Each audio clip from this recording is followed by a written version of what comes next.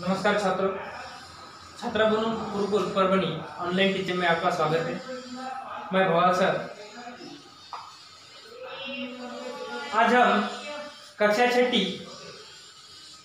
हिंदी विषय पढ़ेंगे, जिसमें हम पाठ क्रमांक 3 देख रहे हैं, जिसका नाम है उपहार। बच्चों, हमने पिछले वीडियो में देखा था कि एक छोटा सा गांव रहता है। उस गांव में ऋतिक नाम का गरीब लड़का था जो वहां पर रहता था, और वह अपने मित्रों के साथ बाजू के गांव में उसके जो पुस्तक मेला लगा हुआ था, वह पुस्तक मेला वह देखने जाना चाहता था। लेकिन उसकी माँ से जब वो पूछता है कि माँ, मैं पुस्तक मेला देखने जाऊँ क्या, तब उसे माँ कहती है कि बेटा, हमारे घर में बड़ा कोई नहीं है, तो तुम पुस्तक मेला नहीं देखने जा सकते हो। तब ऋतिक नाराज होता है और वह बाहर जाकर बैठ जाता है। जब वो बाहर बैठता है तब उसी वक्त उसे एक पेड़ के पीछे, बड़े से एक पेड़ के पीछे उसे रोशनी दिखाई देती है। तो वो उस रोशनी के और जाता है, तब उसे वहाँ पर एक सुनहरे पंखों वाली परी दिखती है। तो वह उस परी से सवाल करता है कि तुम कौन हो। तो परी जवाब देती है, मैं परी हूँ। तब परी ऋतिक से कहती है कि तुम यहाँ पर उदास क्यों बैठे हो। परी ऋतिक से सवाल करती है कि तुम यहाँ पर उदास क्यों बैठे हो। तब ऋतिक उसे जवाब देता है जो उसके माँ के साथ हुआ था, यानी उसके साथ हुआ था, जो उसके माँ ने उसे जवाब दिया था, वो सब कुछ परी को वह बताता है। तब परी कहती है कि इसमें उदास होने की क्या बात है, मैं तुम्हारी मदद करने आई हूँ, ऐसा तुम समझ लो। लेकिन मैं तुम्हारी मदद तभी करूँगी जब तुम मेरे परीक्षा में तुम उत्तीर्ण हो जाओगे, तभी मैं तुम्हारी एक परीक्षा लूंगी। अगर उस परीक्षा में तुम उत्तीर्ण हो जाओगे तब मैं तुम्हारी मदद करूंगी। तब ऋतिक कहता है कि कौन सी परीक्षा लोगी।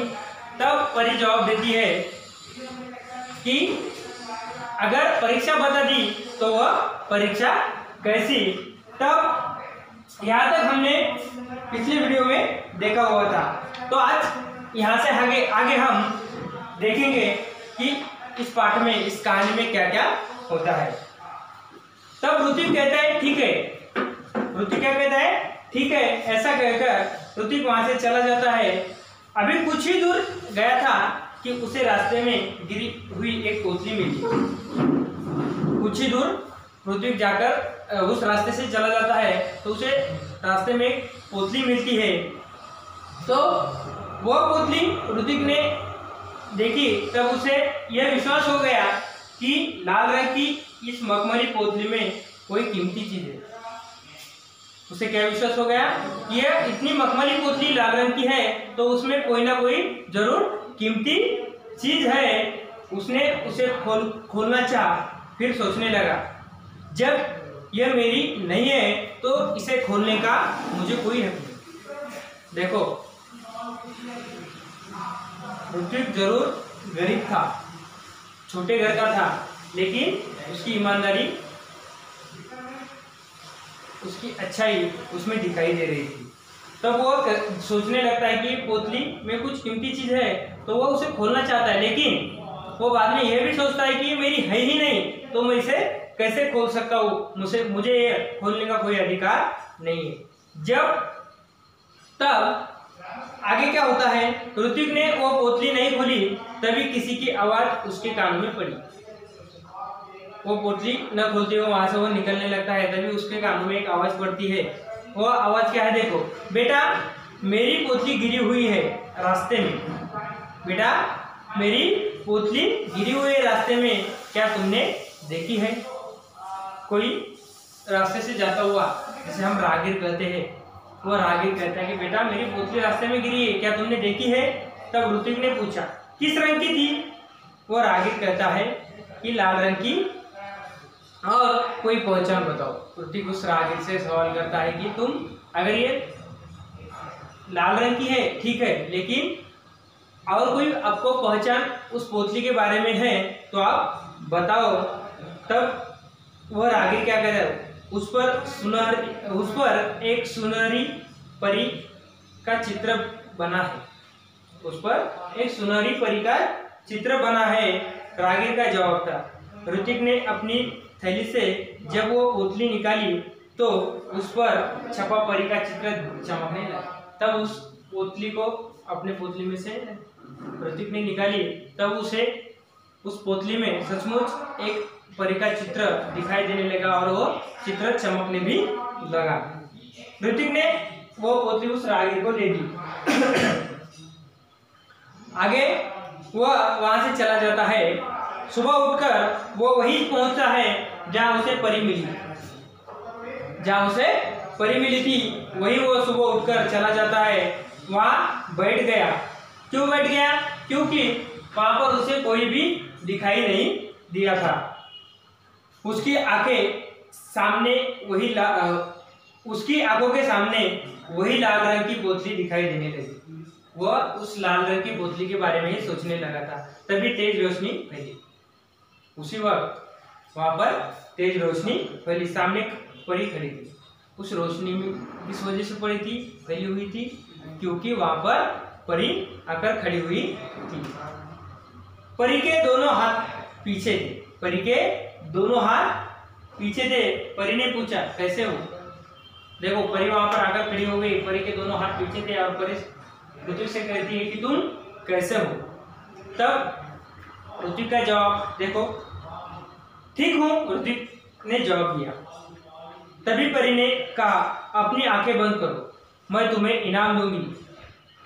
परी आगे कहती कि तुम अपनी आंखें बंद कर लो, मैं तुम्हें कुछ इनाम दूंगी।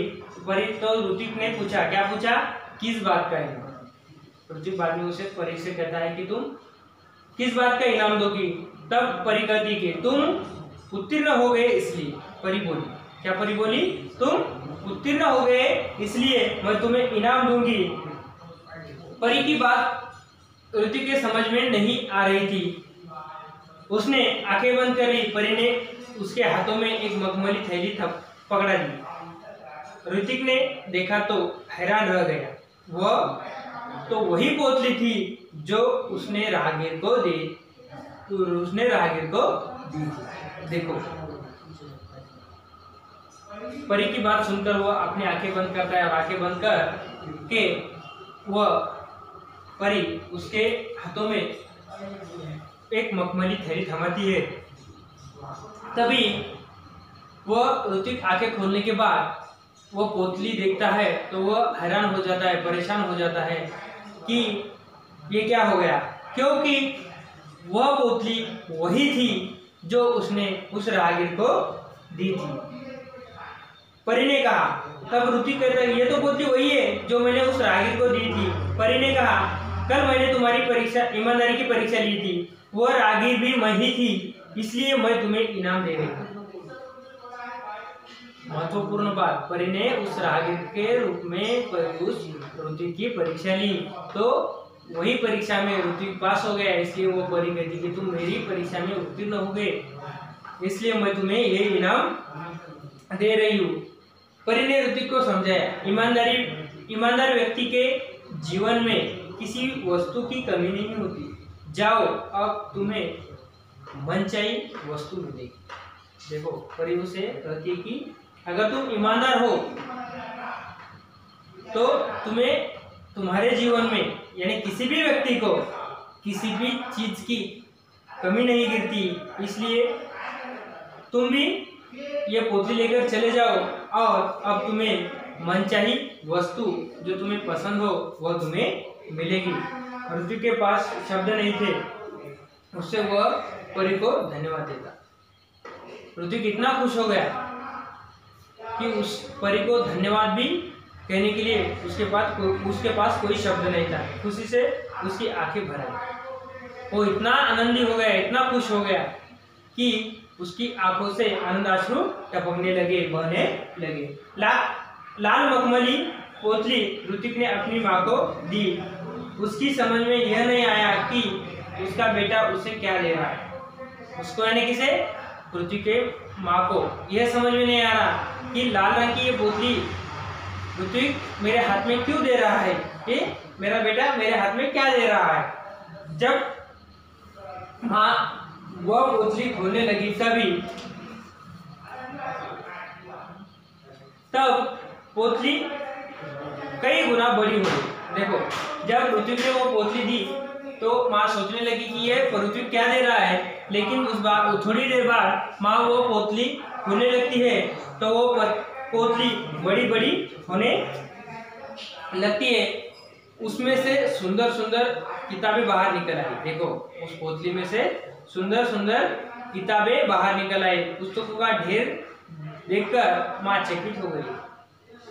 इतनी बड़ी हो गई कि पुस्तकों का वहां पर ढेर लग गया और वह ढेर देखकर माँ आश्चर्यचकित हो गई। माँ के पूछने पर ऋतिक ने सब कुछ सच सच बता दिया कि उस पोतली का राज, उस पोतली का कारण क्या है, वह पूरा ऋतिक ने अपनी माँ से सच सच बता दिया। अब ऋतिक ने मित्रों के लिए अपनी बहन कृतिका, देखो ऋतिक के बहन का नाम क्या है, कृतिका, कृतिका की सहायता से पुस्तकालय खोला। ऋतिक ने अपने दोस्तों के लिए कृतिका के सहायता से मदद से एक पुस्तकालय खोला। वहाँ सभी बच्चे आकर अपनी मनपसंद पुस्तकें पढ़ने लगे।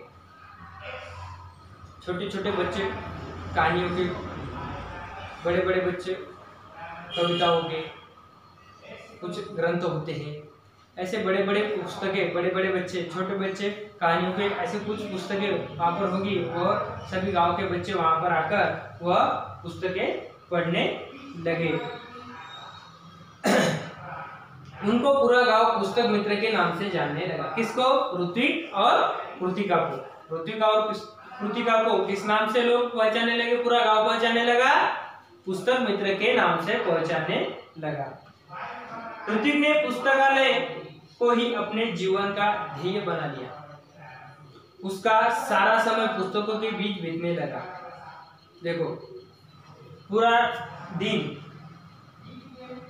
ऋतिक उन पुस्तकों में ही लगा रहता था। इधर की पुस्तक उधर लगाना, ये पुस्तक पढ़ना, वह पुस्तक पढ़ना, लोगों को जो पसंद हो, जो आवश्यक हो वह पुस्तक देना।